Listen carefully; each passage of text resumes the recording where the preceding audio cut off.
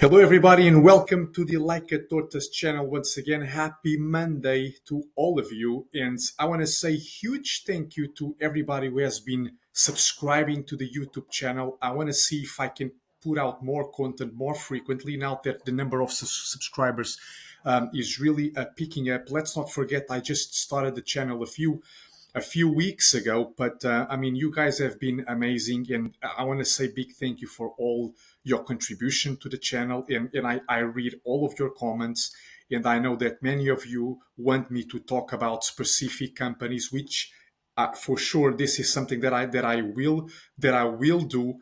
And I've been noting down all the names, so don't worry about it, because I will certainly talk about the company that you might be most interested in. So, guys, without further ado, we have a bit to discuss today, and as you probably know, um, so we are now into quarter three. And look, I mean, if you are a fund manager in the United States, and if you have more than 100 million assets under management, then you have to report, right? So you have to disclose your holdings. And sure enough, I always like to take a peek at some of the most successful investors' portfolios, because I want to see what they were buying, what they were selling, and get some, hopefully get some ideas. Okay, so if you guys don't know about Data Roma, I mean, I think it's a phenomenal tool. You will see more investors talk about this on YouTube, and for sure, I mean, it's free, right? So that adds to the flavor. And you can come here and you can see super investor portfolio updates, and that's what I want to discuss today. So let's see what the big money is buying, what they are selling, and give you some. And of course, I want to give you some my personal opinion on why that may be the case. Starting with, I'm not going to go through every single one of them. So if you have been following the channel, then you know that the Like a Tortoise approach to investing is all about investing in high quality companies when and only when we have a big margin of safety. This is what really separates us from one of the things that really separates us from all the other YouTube channels that I see and that I know of, is that they are what's called quality investors. They buy companies that are great companies, but they buy them at a reasonable price. I don't want that. I want to double my money every 2 to 3 years, and for that, I need to buy companies that, yes, are high quality, but I want to buy them with a significant margin of safety. Okay, and so let's focus on the investors that really followed the same principles, right? We will be going through some quality investors, for example, Terry Smith, because even though they may buy companies at what, in my personal opinion, they might buy them at what they call reasonable, maybe expensive to my eyes, but still, it's an investment strategy. I just think they end up overpaying for quality at times, which can make sense if you have a long-term if you have a long-term mindset, right? A long-term approach to holding stocks. That's where I fall in. I just want my 50% per year. And to double your money every 3 to 4 years or so, then that means I need to buy them at a bigger discount to the real value. Okay, so guys, let's talk about some of these investors. Let's have a look, starting with Norbert Lu. What I like about Norbert Lu is that this guy right here follows very he follows our approach to the heart, and I just love this because he runs a very concentrated portfolio of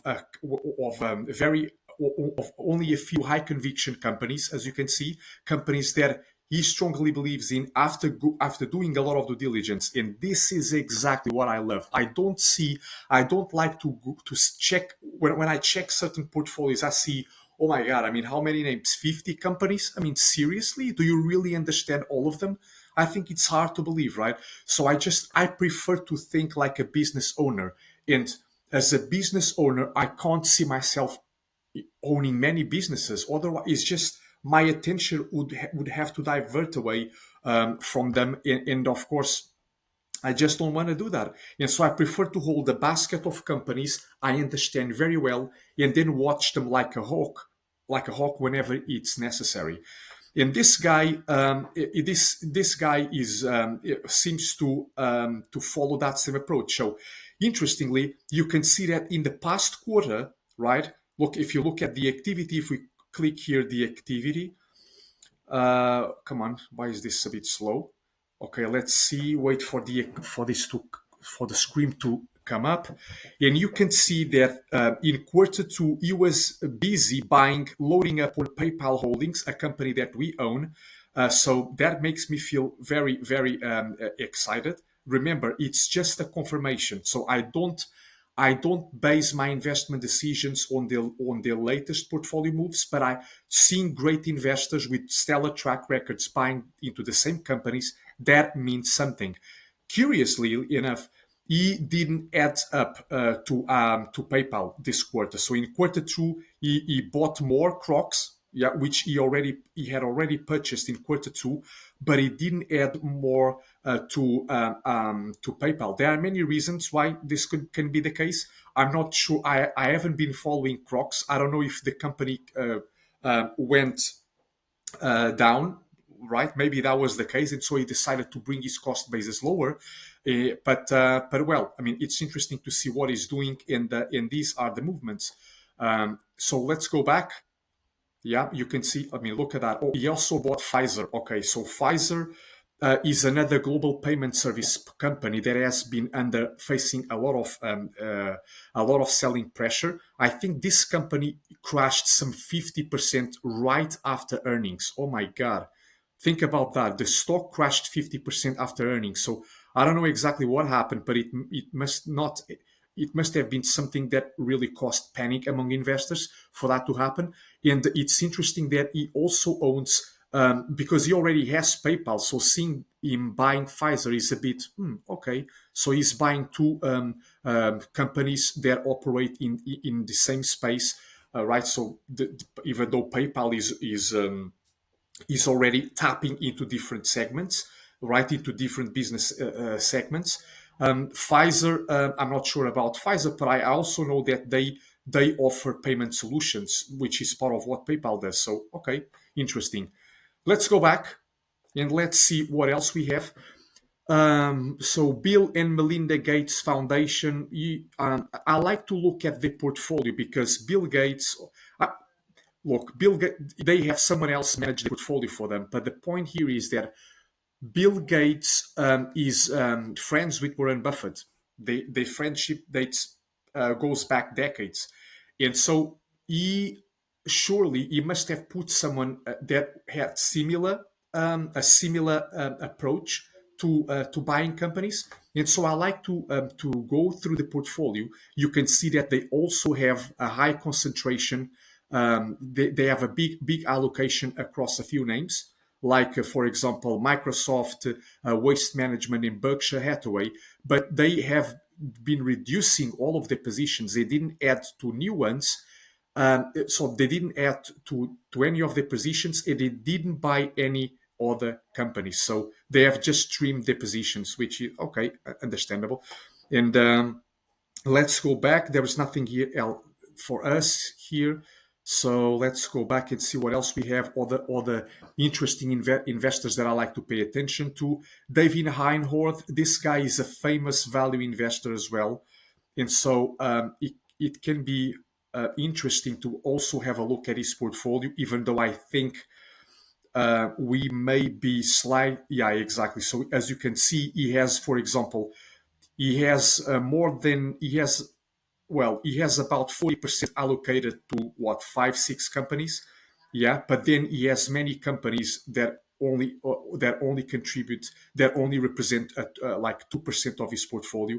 He has far too many companies, in my opinion. So, I mean, this is not one investor that I like, that I really, really like to focus on, but still is a well-known value investor, and I like to come here and see some of the names he has been buying or trimming and why that is.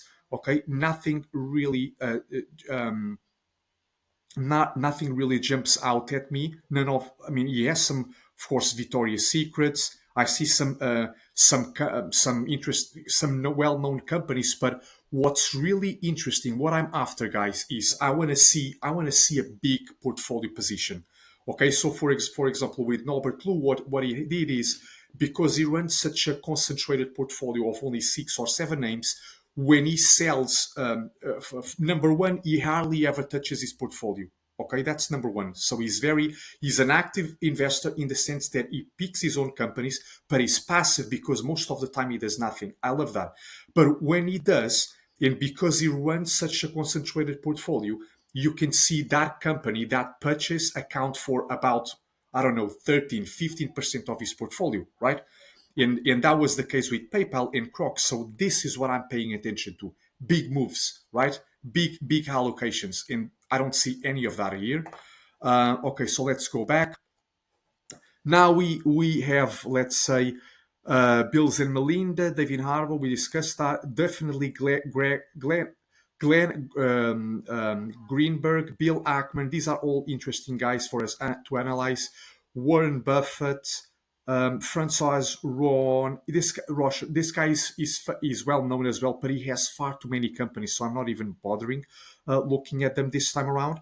But yeah, I mean, for sure. I mean, I like his investment style, but then I think he's just he invests in far too many companies. Even though he has a good track record, I think he's been compounding money for some 15% over decades, which is very good. But let's see, Francis Cho, Brian Lawrence. I know this guy as well. Bill Miller. No, that's Josh Tarasov. Okay, let's start with these ones. Let's see what we have here. Interesting things.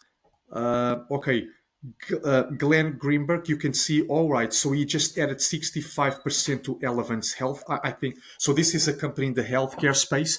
And if you have been following this channel, then you know that healthcare space has been absolutely hammered.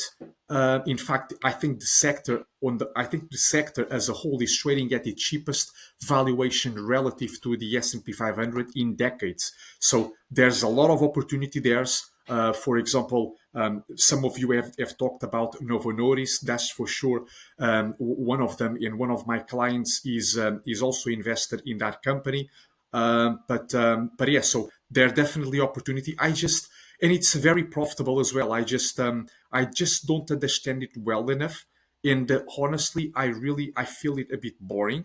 And so I just decide to stay away from it. Maybe that view will change in the future. Who knows? But okay, then we see many smaller positions. They have been reducing a lot, right? Because they know some of these positions. There are many reasons why they might reduce. Maybe investors are pulling capital out of the fund. Maybe they see that stocks are just their holdings are becoming more expensive, in which case they decide to trim. That's understandable.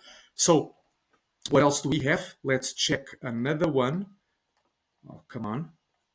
And now we have Bill Ackman right here. Okay, another guy who follows a concentrated approach. You can see that he didn't buy anything and he didn't add to any of his positions either. You can see that he reduced Brookfield Corporation. This is a company that has been on my watch list. I'm keeping a close eye on it because this is a company that I would like to buy if provided the opportunity. It's a well-established, high-quality business. A lot of people are talking about them, which makes it difficult, right, for the business to be trading on the cheap side, and so it's still expensive by my standards. So I'm just staying away. But like I said, I'm keeping it on my watch list.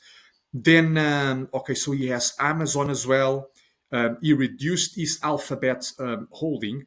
It's interesting because Warren Buffett actually bought Alphabet, and this is probably what's making the news today, is that Buffett keeps streaming Apple and he loaded up on Alphabet. It's interesting considering that I don't think Alphabet is cheap. In fact, he actually bought Alphabet at a time the stock had a massive run up, but regardless, he believes that he's getting value for his money. So, but it's certainly an aggressive play at present valuations, and I'm not sure if he was the one pulling the trigger on that decision, but in fact signing off on that decision. But it's what happened.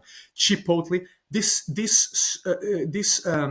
strikes me as interesting because Chipotle has collapsed substantially, as you know, from its all-time high, and certainly Bill Ackman bought it in fact, it still accounts for 6% of his portfolio. But I was I thought he would have loaded up on Chipotle shares, but that wasn't the case, right? And I think this is the cheapest, or I'm not sure if it's the cheapest the stock has ever traded at, but it's certainly one of the most significant declines in the that they have faced over ever since becoming a publicly traded company, and and Bill Ackman hasn't purchased more of it. So I mean, just keep that in the back of your head, because I think it's important for if you are considering buying into the restaurant business. In I I've been considering whether or not I should add Chipotle to my watch list, because it has been such a wonderful compounder for decades, and I know some famous investors also own it. But again, I mean, I don't think I have an edge there, because I would have to do more due diligence. Of course, I don't understand the restaurant business that well, even though it's not as difficult to understand as other segments, as other industries and sectors, like, for example, the healthcare. But anyway, it's what it is. Now, let's discuss Warren Buffett. So here we go. You can see that he just he continued. So he added to this one Lennar. Okay, more people are talking about this one, Lamar as well. But he bought Google, and this was the only purchase in the quarter. He only bought Google. He stopped. Oh, and here we go. He continues to add to Domino's Pizza. All right, so let's go back here and see the activity. And you can see, yeah, exactly, quarter three. So he added more to Domino's Pizza, and he bought Google. And look at the amount. Okay, so yeah, he invested quite a bit, and my belief is that he will continue. He will continue to add if on weakness. So if for some reason Google becomes cheaper, then you'll probably double down on that position. But he continues to add to Domino's Pizza. And this is interesting, because Domino's is another company that has been on my watch list. But again, it's a very high quality business that has done nothing for the last 5 years. But I wanted it to become cheaper. Otherwise, I'm just not buying the company at, say, 25 times earnings. Yeah, especially considering that analysts are only projecting an EPS growth of around 9%. So I still think the multiple will have to contract a bit. But that's it. Then let's check what other investors are doing. Let's see what we have. Brian Lawrence, another guy who follows a concentrated approach to investing. And you can see that Interactive Brokers remains his largest portfolio allocation at 30%, which is significant. And Interactive Brokers is a well-established, very good company. I use them to execute all of my transactions, so I know them. They are very good. And then Natural Resources, and he just added to this one as well. He also owns Alphabet, and he hasn't trimmed it. Okay, and so yeah, it's what it is. What else? You can see Josh Tarasoff. Okay, so this is very interesting. Josh Tarasoff also went in on Brookfield Corporations. Okay, this guy also has a portfolio of a handful of great companies. Amazon is one of them, and then he just bought Brookfield. I didn't know about this, so it's interesting, because Josh Tarasoff is another investor that I like to follow. Our investing styles is similar in the sense that we like to buy high quality companies. I just want to pay a lower price, but still, it's interesting to see that not only did he buy it, but Brookfield already accounts for almost 20% of his portfolio. So he must believe that he must be very, very bullish on this company. Okay, something to keep an eye on. And let's continue to go through our lists. Josh Tarasoff. Then we have Terry Smith, Greg Alexander, Howard Marks. Howard Marks is a debt guy. Yes, he's a famous investor, and Warren Buffett himself speaks very highly of him. But still, I mean, if you look at his portfolio, he has is spread across many companies. Is definitely not my style, so I will stay away. Seth Klarman as well, famous value investor, but he owns 100 companies. Let's see what Chuck Aker is doing. David Tepper, this is interesting as well. And Monish Pabrai, Lilu, all these investors. And what else do we have?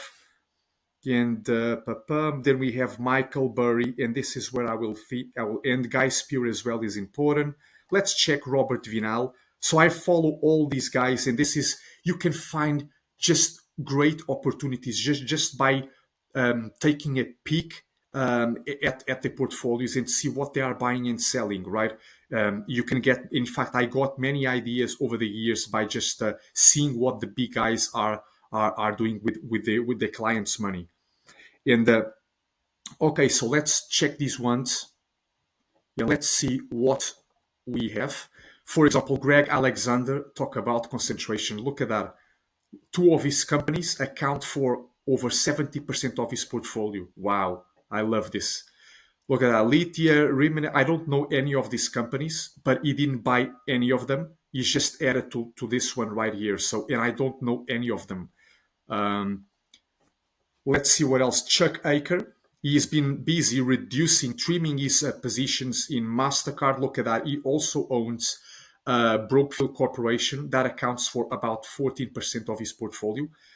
KKR, Moody's. So we all know these companies, and they belong on my watch list as well. They never become cheaper enough, but we will see. And no new buys. It's just two ads. Well, three actually. Copart, also well known. Fair Isaac as well, well known company. And then he trimmed all of these positions. Okay. And what else do we have? Let's go back. Lilu, famous investor. Lilu, if you guys don't know Lilu, he was, Lilu has been compounding money at about 30% for decades. He's one of the best investors in the world. And in fact, I think he was the only investor Charlie Munger trusted his money with. So, I mean, that speaks volumes, right? And you can see that in quarter two, he actually bought Pinduoduo. Remember, this only shows you his US holdings. So any Chinese holdings that then won't appear here, okay, unless he purchased the ADRs, which I know that he didn't. Well, he did in the case of Pinduoduo, but I'm sure he has other holdings listed only, for example, on Chinese stock exchanges that won't appear here. So just take that into account, okay? So it's not like he's only running a portfolio of all of these names. No, I mean, he probably has more Chinese holdings that are not listed here. But anyway, look at that.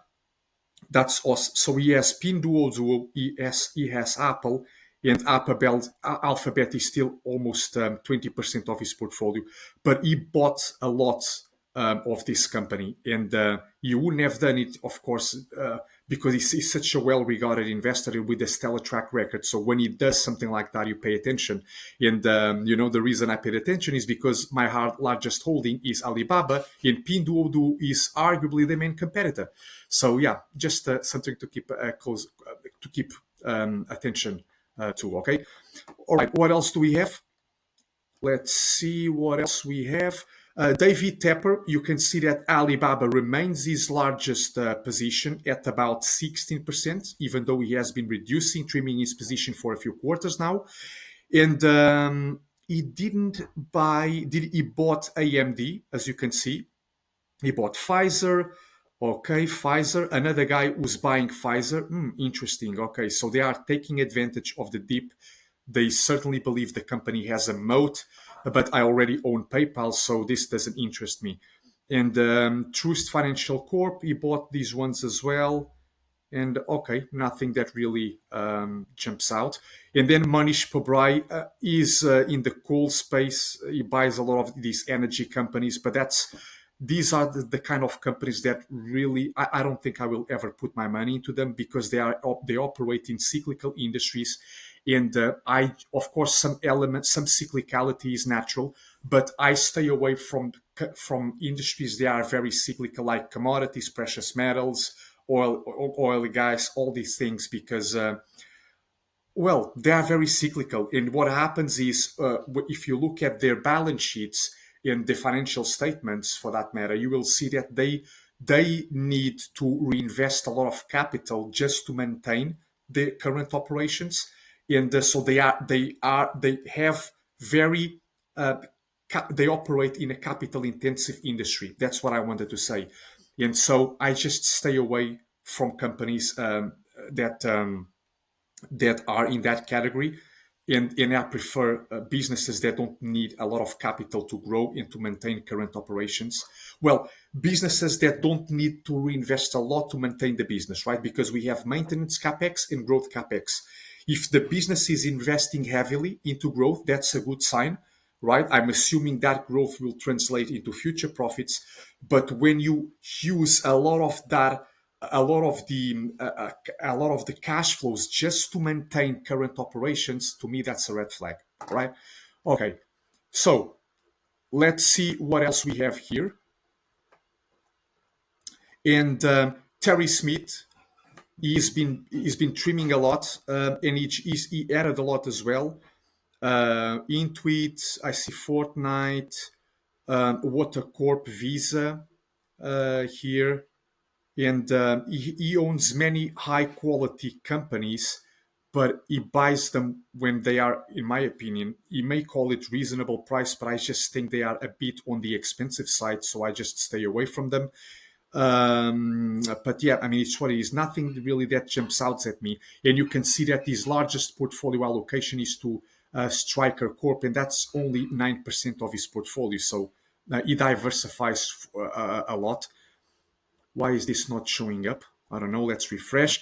Guy Spear, he reduced Micron technology. Okay. And the rest of the portfolio remains the same. My kind of guy. He does nothing most of the time. He just sits. He just sits on his on his he just sits on all the on this handful of companies and just rides out the waves, which I like that, which I like a lot. And then we are nearing the end of our video. Now we have Robert Vinal, another famous investor, certainly among value investors, and he has a good track record as well.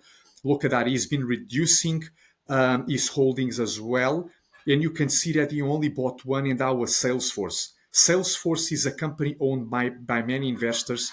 They have a SaaS business model, SaaS, right? Software as a business, software as a service, and that means that a great chunk of their revenue is recurring by nature, right? Which is by many accounts the best kind of revenue you can have. And Salesforce does have a competitive advantage and has come down significantly, like some 40% from the highs. Still on the expensive side, so I won't be buying it, but it's on my watch list. And that's it, guys. I mean, oh, of course, Michael Burry. Last but not least, Michael Burry. You can see that he loaded up on Lululemon. Okay, I like that because I'm an investor in Lululemon as well, and so I like to see that. Not least because again he runs a concentrated portfolio. Bear in mind that he has other positions like shorts that won't appear here. So he doesn't just buy companies; he also goes short, and they won't appear here. But these are the companies that he has been buying, and so yeah, I mean, take it for what it's worth because Michael Burry is someone who may have these companies this quarter, but then if you look at the past quarters, he had different companies, right? So he's more of a trader than an investor, in my opinion. But then again, I know that he follows a value framework in the sense that he would buy quality when it's marked down, and that's why I like to see Lululemon. That I like to see that he was buying Lululemon because it reassures us. Okay, so I mean, this is what the big money has been doing, guys. I don't see anything really interesting So I see Buffett buying Google. I see other investors streaming Google. That's probably what one of the things that I retained from this analysis. But I like, of course, I like to see that some investors are buying companies like Pfizer, and Pfizer really crashed substantially post earnings. So, I mean, something to keep in mind. I already own PayPal. I'm very happy with that position, so I wouldn't be buying Pfizer. But yeah, guys. I mean, if you find this helpful, let me know by smashing the like button. Leave your comments. Of course, I read all of them. And any suggestions, any recommendations going forward, by all means, just let me know of them, because I want to make sure that we are all growing together, and I want to make sure that I'm providing the most value that I can going forward. So just let me know in the comments if you like this, if you like the analysis, and what you want me to do next. Stay tuned.